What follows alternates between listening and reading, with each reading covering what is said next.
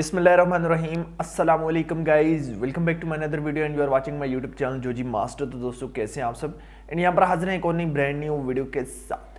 So guys आज की video में हम बात करने वाले हैं वीवो के एक अपकमिंग डिवाइस को लेकर।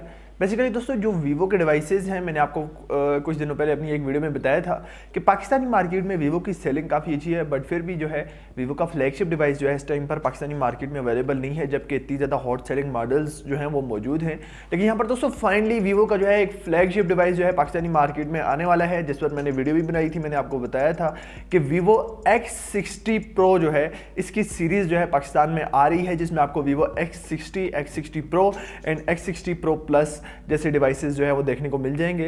अब यहाँ पर दोस्तों जो Vivo X60 Pro है उसका फाइनली अनाउंसमेंट हो चुका है और नेक्स्ट अपकमिंग वीक्स में इस डिवाइस की जो है पाकिस्तानी मार्केट में लॉन्चिंग है। और ये एक ऐसा डिवाइस होने वाला है जो कि Vivo की तरफ से अब तक का सबसे ज़्यादा पावरफुल और सबसे मतलब हाई एंड वेरिएंट, यानी कि जितनी ज़्यादा Vivo स्पेसिफिकेशन दे सकता था Vivo ने अपनी इस डिवाइस में दी है। और ये Vivo का वो फ्लैगशिप डिवाइस है जो कि X सीरीज़ में आता है। इससे पहले X सीरीज़ का कोई भी डिवाइस पाकिस्तानी मार्केट में नहीं आया, ये फर्स्ट डिवाइस है जो कि आपको पाकिस्तानी मार्केट में देखने को मिल जाएगा। अब यहाँ पर दोस्तों बात करते हैं इस डिवाइस के फीचर्स क्या होने वाले हैं। कुछ दिनों के बाद इस डिवाइस की ऑफिशियल अनबॉक्सिंग भी आ जाएगी। इस डिवाइस की लुक को लेकर बात करते हैं तो यहाँ पर दोस्तों जो इसका बैक का लुक दिया गया है वो तकरीबन जो कैमरा शेप है ना वो आपको Vivo की V20 जैसी देखने को मिलेगी, बट जो बैक की शेप है वो काफ़ी ज़्यादा डिफरेंट होगी। इसके अलावा दोस्तों इस डिवाइस में एक अच्छी बात यह है कि यहाँ पर आपको फ्रंट पर जो डिस्प्ले देखने को मिल रहा है वो कर्व डिस्प्ले देखने को मिल रहा है और मिनी 5 होल कैमरा सेंटर में आपको देखने को मिल जाएगा और Vivo की तरफ से कर्व डिस्प्ले देखने को मिल रहा है AMOLED पैनल के साथ। सो गाइस इस डिवाइस के हम स्पेसिफिकेशन को लेकर बात करते हैं। तो वीडियो शुरू करने से पहले मेरी आपसे गुजारिश है, अगर आपने अभी तक हमारा चैनल सब्सक्राइब नहीं किया तो चैनल को सब्सक्राइब कर दें, साथ में बेल आइकन को भी दबा दें ताकि मैं कोई वीडियो भी अपलोड करूं उसका नोटिफिकेशन आपको मिल जाए।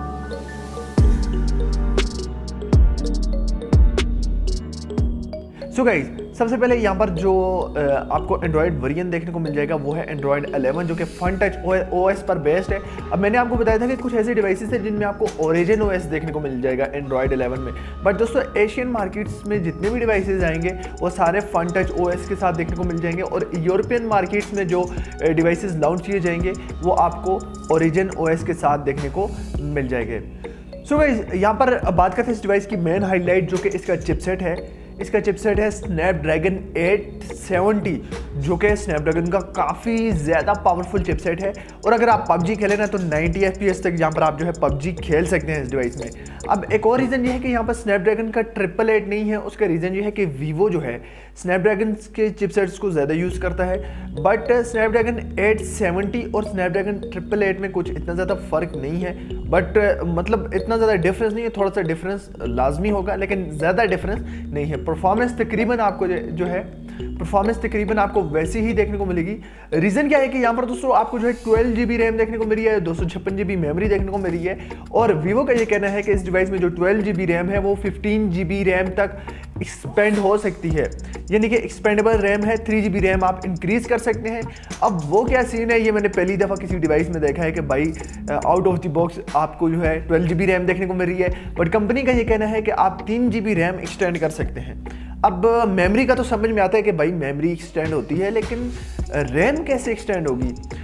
मुझे ये लगता है कि मेरे जहन में 2-3 ऐसी मतलब बातें आ रही हैं, जैसे कि आपको सॉफ्टवेयर के ज़रिए अपडेट करके जो है 15 GB रैम दी जाए, या फिर आपको मतलब कोई इस तरह का परचेजिंग वगैरह का कोई सिस्टम होगा जिससे आप जो है रैम परचेज करेंगे।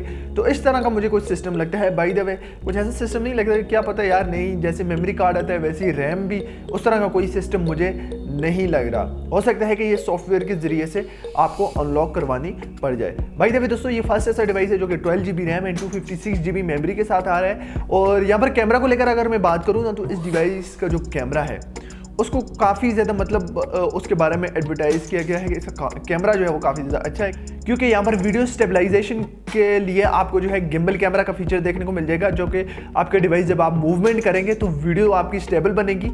और गिम्बल कैमरा जो है बाकायदे से अगर आप देखें तो वो आपको सामने पता चलेगा कि अंदर जो है वो कैमरा मूव हो रहा है। तो यहाँ पर आपको जो है 48 मेगापिक्सल का बैक कैमरा देखने को मिलेगा, बट क्वालिटी काफ़ी अच्छी होगी। और यहाँ पर आपको जो है 4K की वीडियो रिकॉर्डिंग और 1080 पर 60 FPS तक आप शूट कर सकते हैं। फ्रंट पर आपको जो है 32 मेगापिक्सल की सेल्फी देखने को मिल जाएगी। फ्रंट पर आ चुके हैं दोस्तों, फ्रंट को लेकर बात करते हैं। सबसे पहले यहाँ पर आपको जो है कर्व डिस्प्ले देखने को मिल जाएगा। इसके अलावा यहाँ पर सुपर एमोलेड पैनल दिया गया है। अब दोस्तों ये एक फ्लैगशिप डिवाइस है, तो फ्लैगशिप डिवाइसेस में जो है रिफ्रेश रेट काफ़ी ज़्यादा मैटर करता है। तो इस डिवाइस को स्मूथ बनाने के लिए 120 हर्ट्ज का रिफ्रेश रेट आपको देखने को मिल जाएगा और HDR10+ का फीचर देखने को मिल जाएगा, जो कि आपकी डिवाइस के कलर्स को जो है काफ़ी ज़्यादा शार्प करेगा। यहाँ पर डिस्प्ले जो है वो काफ़ी ज़्यादा आउट क्लास आपको देखने को मिलेगा, क्योंकि वीवो जो है डिस्प्ले के हिसाब से आपको पता है Vivo S1 जो कि 35,000 रुपये के बजट में आता था, उसमें काफ़ी अच्छा डिस्प्ले हमें देखने को मिला।